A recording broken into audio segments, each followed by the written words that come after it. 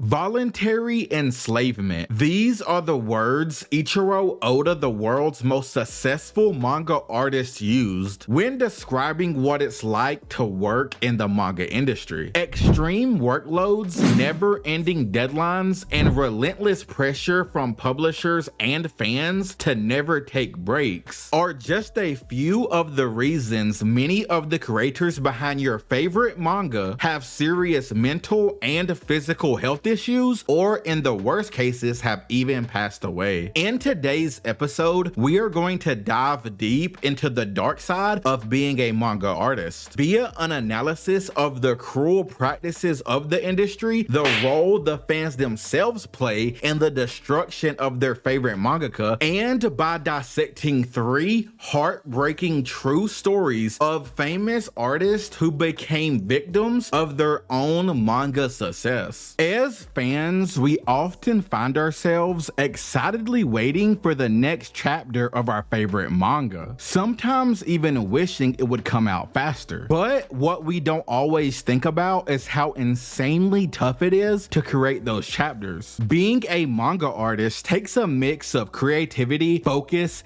discipline, and serious skill in both storytelling and drawing. For weekly manga, most creators pump out around 18 to 20 pages every week. That's nearly 1,000 pages in a single year. It's an amazing feat, but also unbelievably exhausting. What makes it even harder is that breaks or vacations aren't always a sure thing. Some mangaka go years or even decades with no time off. Occasionally, you will hear about a manga artist going on hiatus for serious health reasons, but as we've covered in the many manga artist deep dives I've released on this channel, depending on the publisher, even health issues don't guarantee a mangaka a well-earned vacation. In the manga industry work culture, heavy pressure is put on the artist to keep that weekly release schedule going in order to keep money flowing into the company and to keep fans happy with new content. Unfortunately, the artist's happiness is usually the last considered. Just to look at One Piece, which started back in 1997, its creator, Ichiro Oda, has been pushing out chapters almost non-stop for 80% of his entire life at this point. Even with the occasional break, the pressure and workload Oda has dealt with over the years has been beyond intense. In my The Dark Rise of One Piece video, we touched on a story about how when Kishimoto finally finished his long-running blockbuster series Naruto, he reached out to his peer Oda to brag to him that he could finally take a walk with his daughter on a sunny day, knowing that since Oda would still be deep in the middle of that full-time mangaka grind mode for years to come, it would be a while before Oda would have that same desired amount of family time. Oda has said that Kishimoto's comment sent him into a depression spiral, but at the same time, it motivated him to keep working hard, so one day he too could finish his manga the right way, and then he too could enjoy time with his family as well, without feeling like he let his fans down. This mindset is why this topic is so complicated, because yes, the manga publisher elites can be tyrants, but at the same time, many mangaka greats are addicted to the grind and expanding the worlds they've poured their all into making. Now, keep in mind that manga is a full-blown industry. Therefore, for every big-time mangaka like Oda, Kishimoto, and Kubo, there are dozens of up-and-coming and medium successful manga artists just trying to make it in the medium they love. And the manga industry isn't any easier for them either. This is mainly for 2 reasons: financial pressures and job insecurity. A lot of mangaka who are just starting out or work on smaller titles deal with unstable income and have very little support. Many work as independent contractors or freelancers, which means no health insurance, no paid sick days, and 0 job security. Sure, the big name creators might earn good money from royalties, merch, or anime deals, years. But for the majority of manga artists, the early years are a financial struggle. They keep going solely because they love what they do. However, the stress it takes to survive in this system can be soul crushing. There is also the pressure that comes with the fact that there are tons of new artists fighting to break into the industry every year. Competition is insanely fierce, and publishers will weaponize the fear artists have of becoming irrelevant to keep them in check. Things get even scarier when you look at the bigger picture of Japanese work culture. Overwork is so common. Japan actually has a word for dying from working too much, which is karoshi. The fact this word even exists on a cultural level shows how normal it is over there to push yourself to the edge in the name of honor or hard work. This mindset adds even more stress on mangaka, making it feel like suffering for your passion is just a part of the job. With creative jobs, this topic is even more complicated. For example, in the manga world, weekly deadlines are a major problem because they are year-round, and creative burnout is constant. With creative jobs or hobbies, it's almost impossible to force output. After all the research I've done into the many creators I look up to, it does make me appreciate their sacrifices even more. Manga artists sometimes have to force creativity out for years while dealing with full-blown depression and or serious health issues. When I get to my 3 case studies coming up in a second, you'll see I am not exaggerating. Drawing manga isn't just about being creative, it's also tough on the body. Most people don't realize that making manga means doing the same physical task over and over again for hours on end. It's not uncommon for a full-time manga artist to work 15 to 21 hours a day at their desk. A lot of mangaka end up with serious pain in their wrists, shoulders, backs, and necks from drawing non-stop. Some even need surgery to be able to continue drawing. In really bad cases, they might have to stop drawing altogether. Their eyes also take a big hit. Spending hours focusing on tiny details, often under bad lighting or staring at screens, leads to eye strain, blurry vision, and dry eyes. It's kind of sad that the same focus and precision that makes their art so amazing is the same thing that damages their vision over time. Recently, even Ichiro Oda, who is called the Machine because he is famous for being able to handle 20-hour plus workdays without complaining, had to have eye surgery. Luckily, it was a success and he is back to work. Now, let's dive into some of the most infamous examples of victims of the manga industry. Case study 1, Yoshihiro Togashi, the genius behind 2 iconic manga, Hunter x Hunter and Yu Yu Hakusho. After years of struggling to become a big name in the manga world, Togashi blew everyone away with his breakout series Yu Yu Hakusho in 1992, a unique series about a teenage delinquent turned spirit detective. The manga was a smash hit, but tragically the success of Yu Yu Hakusho would lead to the downfall of Togashi's overall health. The more popular his manga got, the more pressure that was put on him to never miss his weekly deadlines. In order to get his chapters out on time, Togashi became a full-blown recluse. He stopped spending time with his friends and family and just worked around the clock. Even though Togashi was still in his early 20s at this time, he was already beginning to develop back pain, but he forced through it because it wasn't bad enough yet to force him to stop. But as Yu Yu Hakusho progressed, it got worse and worse, to the point where Togashi forced himself to finish the series earlier than he wanted. Yu Yu Hakusho's rushed ending is infamous because it seemed so out of character for a mangaka who was known for perfect pacing and the greatest tournament arc in manga history to fumble the ending. What the hell is even doing that? In a Q&A, Togashi did reveal the truth behind why the final arc of his first hit manga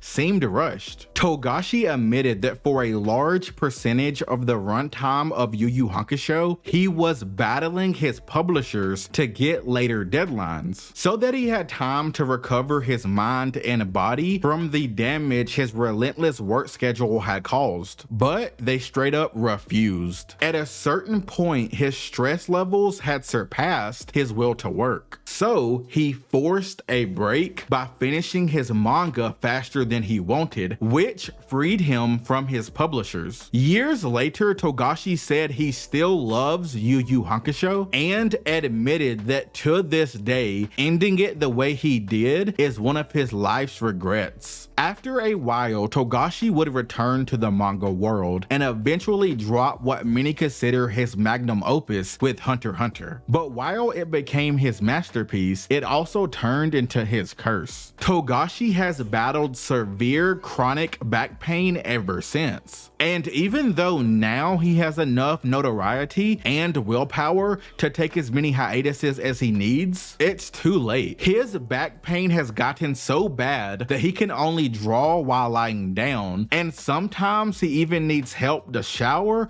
or use the restroom. He has even tried simplifying his art style in order to keep going. But even with him trying his absolute best despite all his health issues, some fans are not kind to him. Instead of showing support, some of the most ungrateful fans hit him with rude, untasteful comments. Here are some examples that only took me minutes to find. Quote, "What's most annoying to me though is how Togashi just keeps complaining about his back pain. He can just stop making the series altogether." Another post demanded, quote, "Being on hiatus this long is unacceptable for fans. It feels like a punch in the face when he just sits around and doesn't do anything about it." You can find hundreds more comments like these online. When I see things like this, it just makes me sad because thanks to social media, I know sometimes the artists themselves see it. If you want to hear the full Togashi story, check out my video, The Tragic Rise of Hunter x Hunter, manga's darkest open secret. It's one of the videos I'm most proud of. The genius mind and talent behind Berserk, one of the greatest and most influential manga ever. This example will probably make you both angry and heartbroken. Miura passed away in 2021 at just 54 years old. His death shocked the entire manga world and forced everyone to face the brutal truth about what this industry does to its creators. Miura was a perfectionist, but that same obsession to details that made his manga so great led to the downfall of his health. He would vanish for months working completely alone, only to come back with a new chapter. Then he would disappear again into isolation and exhaustion. As his success and legend grew, Miura's health was slowly getting worse, but he never stopped. Years of long work hours, poor eating habits, and zero exercise destroyed his heart. He passed away from an acute aortic dissection, which was basically the result of non-stop stress and ignoring his health for his art. Berserk, his life's work, remains unfinished after 30 years. He sadly never got to see it completed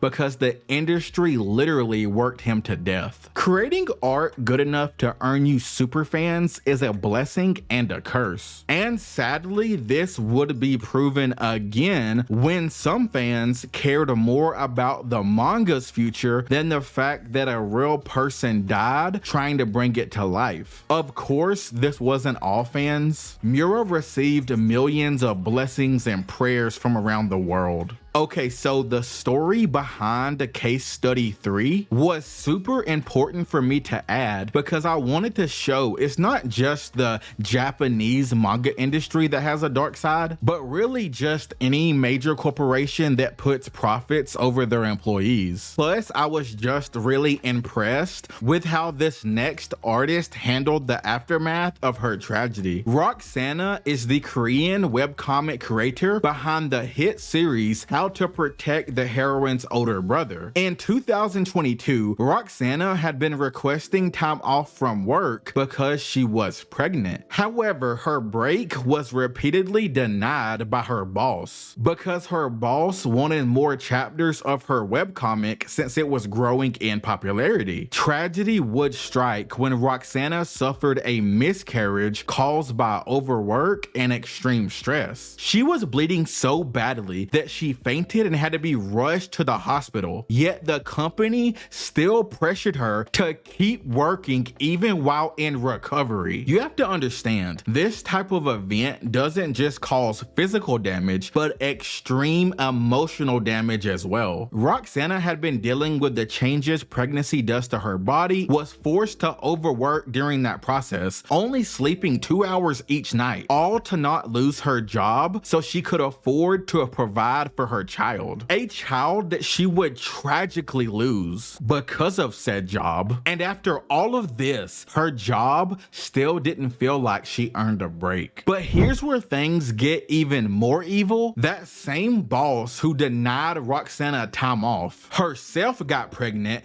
and then immediately took a vacation from work. That's right, not so shockingly, when the boss was put in the same situation as her employee, she did not hold herself to the same standards. If I was Roxana, crashing out would be a understatement. I would have picked up voodoo and cursed my boss or something because her boss is a real life anime villain. What makes Roxana different and so inspiring is that unlike most people that find themselves in similar situations in these industries, she decided not to stay silent. She opened up to her fans about her pain, both physical and emotional. She talked about how burnout, health problems, and non-stop deadlines were destroying her. This level of honesty shocked many of her readers. It was the first time someone in her position truly told fans the cost of making the stories they love. Her public breakdown became a turning point in her life. After everything, she finally set some boundaries and took time to heal. She began therapy, adjusted her work habits, and reminded fans that her health matters more than any comic update. Roxana's return came with a new message. Creators are human too, and they deserve care, rest, and respect. If you're wondering why do these creators even put up with all of this? Well, it's because at the end of the day, they love and appreciate their fans. Just like I appreciate you for making it to the very end of this video. Drop Kiwi in the comments, the word or the emoji, so I know you're a real one.